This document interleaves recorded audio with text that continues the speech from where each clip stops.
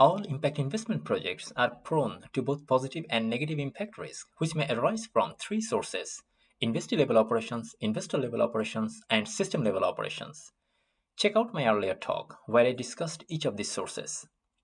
Today's talk will focus on managing investments impact risk arising from the investee-level operations. An impact investment project may fail to attain the desired positive impact or may create a negative impact due to the substandard operations or irresponsible actions of investee companies.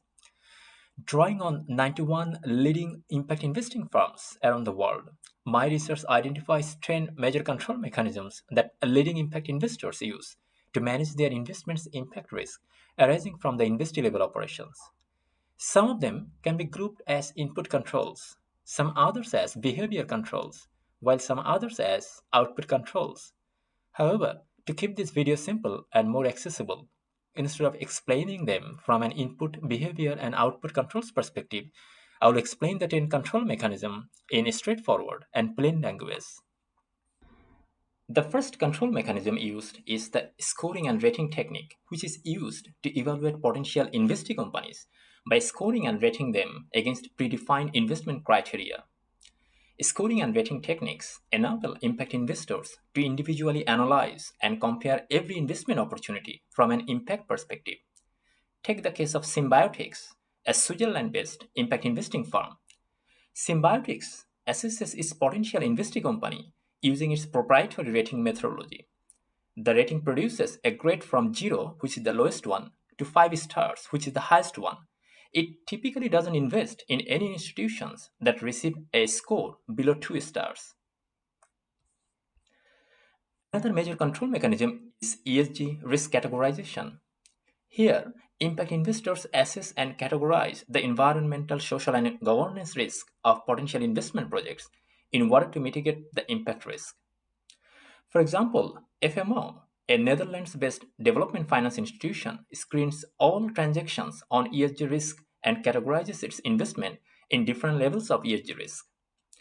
For direct investments, FMO categorizes the ESG risk based on the investee company's activity, such as the negative consequences of investee company's operations on their employees, customers, local community members, and physical and natural environment. Dedicated ESG specialists within FMO engage actively with all high-risk investee companies.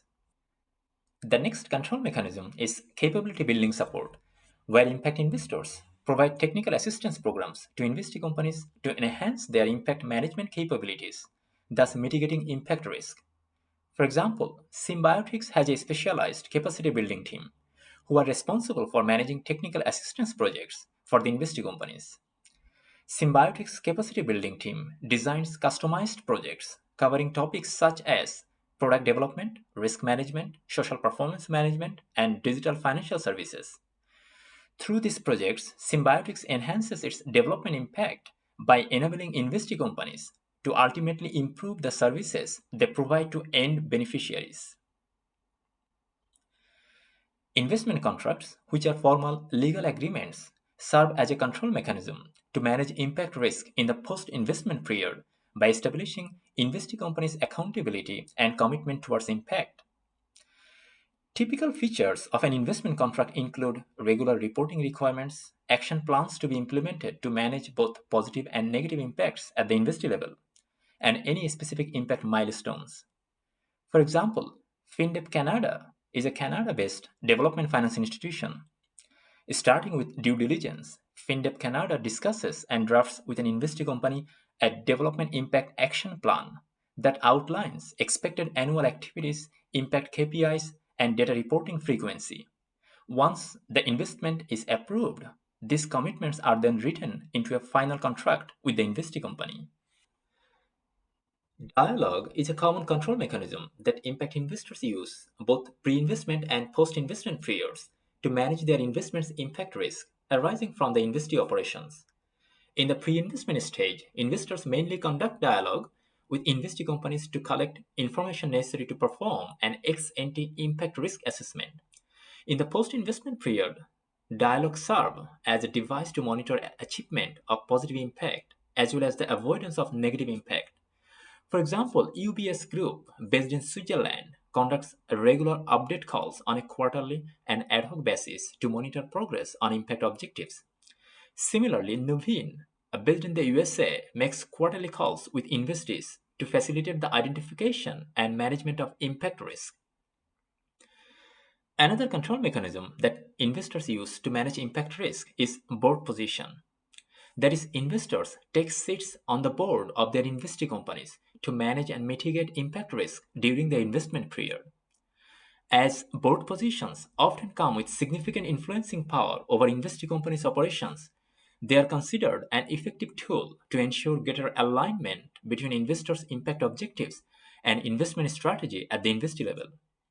For example, the investment team of Amundi, a leading European asset manager, sits on the board of its investee company to closely monitor impact achievement throughout the year.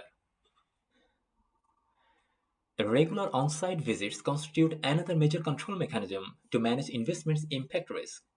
Several impact investors, including Inox Capital in Switzerland, FinFund in Finland, and AXA Investment Managers in France, use it effectively in both pre-investment and post-investment periods. Regular on-site visits provide impact investors on-the-ground knowledge of the investee company's operations and the focal geographic markets, which in turn helps controlling impact risk arising from the investee company's operations. My research shows that as a control mechanism, on-site visits serve multiple roles, including an impact evaluation tool, an impact validation tool, a compliance tool, and an early warning tool. As part of controlling their investment impact risk, investors establish impact metrics and targets at the pre-investment stage, which are used to monitor impact achievement or shortfall in the post-investment stage. However, social impact is sometimes difficult to quantify. Hence, several impact investors, such as Alphamundi Group in Switzerland, acknowledge the challenges of setting quantitative impact targets. Instead, sometimes they use their long-standing experience and judgment to establish qualitative targets, since qualitative assessment can sometimes capture more accurately the realities that impact investors try to measure. Given the limitation of always establishing solid impact targets, impact investors emphasize the importance of continuously improving the target setting process through a trial and error approach.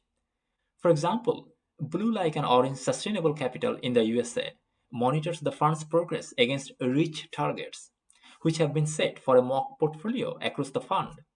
However, Blue Like an Orange management is reflecting on the relevance and importance of setting REACH targets at the fund level, given the limited information that persons reached provides with regard to the achievement of meaningful social impact. A related control mechanism that impact investors use is actual impact reporting at investee companies at the end of a milestone period. Impact reporting enables investors to monitor actual impact performance against the expected performance, thus facilitating the identification of any shortfall in impact achievement. In some cases, such as Mirova in France, impact reporting has an accountability focus, where investors mainly hold investee companies accountable for reporting and achieving impact. In other cases, such as FinDev Canada, impact reporting has a learning focus, where investors are more curious to learn about the impact improvement opportunities as a basis for continuous improvement. The final control mechanism that impact investors use is outcome-based corrective action, where investors undertake corrective actions to address outcome shortfalls at investee companies. For example, Actis, based in the UK, assesses progress against impact outcomes and works with investee companies to take action in cases where impact outcomes are at risk. Similarly, Trialing Global, based in the USA, depends its engagement with the investee company to understand the rationale for its impact underperformance and identifies ways forward to address it. Collectively, these 10 control mechanisms provide impact investors with valuable tools to mitigate their investments' impact risk arising from the investee level operations. Hope you enjoyed it. Thanks for watching.